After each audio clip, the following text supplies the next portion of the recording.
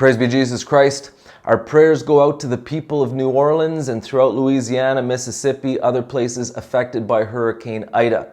This hurricane has wreaked devastation in many places, and this is a time when, as Christians, our instinct is to respond to help those in need.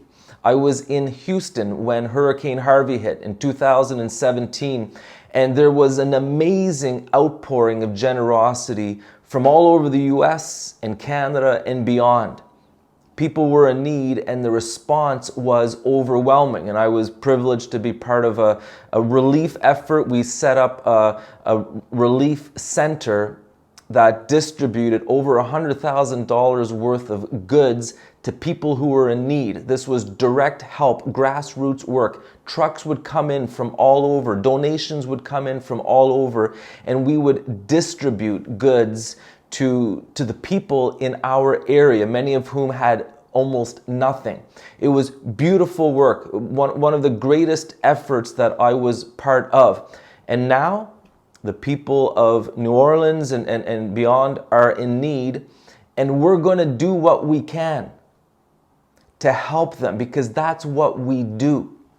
In a situation like this, from, again, my experience with Hurricane Harvey, there are things that people need in particular. People who've lost their homes, what most of them do is they find a friend or a relative, family to stay with. When you have a lot of people moving into your home, one of the things you need is clean mattresses. When I was working with the relief effort in Houston, that was the request we put out after a little while. We were getting all these different donations, and we realized, wait a minute, people are sleeping on the floor. People are in very uncomfortable positions. And so we had donations of brand new mattresses coming in, and we had people we knew.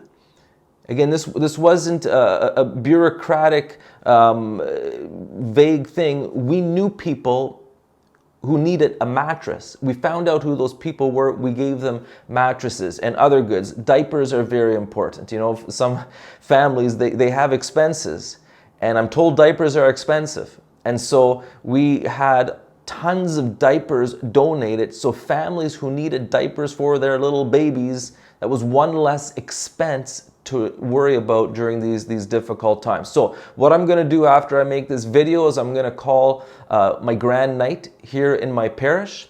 The Knights of Columbus in my parish, these are men who get her done.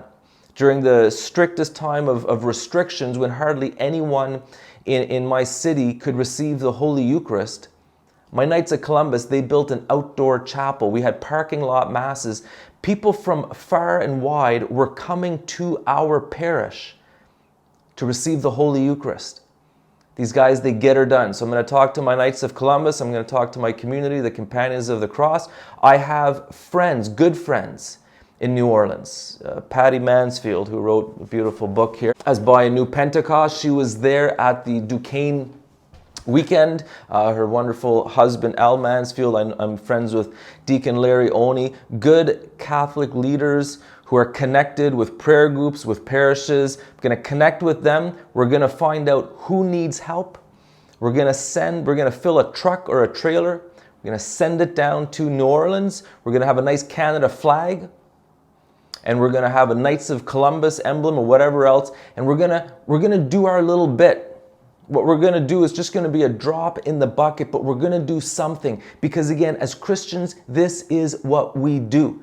And so continued prayers. I'm going to offer my Mass today for the people affected by Hurricane Ida. And we're going to get her done.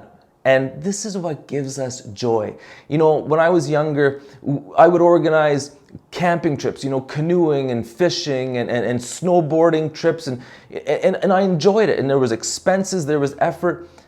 But when we work together to help people in a situation like this, it's far more rewarding and fulfilling. And there are many ways to help, I know. There's the local soup kitchen, there's the women's shelter, there's people in far off lands, people in Haiti, for example. I wish we could just drive a truck to Haiti and help those people. But the point is we have to do something. If you want to get to heaven, you need to do things like this.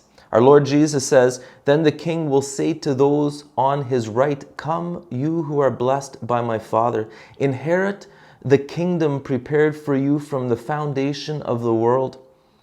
For I was hungry, and you gave me food. I was thirsty, and you gave me drink. A stranger, and you welcomed me. Naked, and you clothed me. Ill, and you cared for me. In prison, and you visited me. Viva Cristo Re.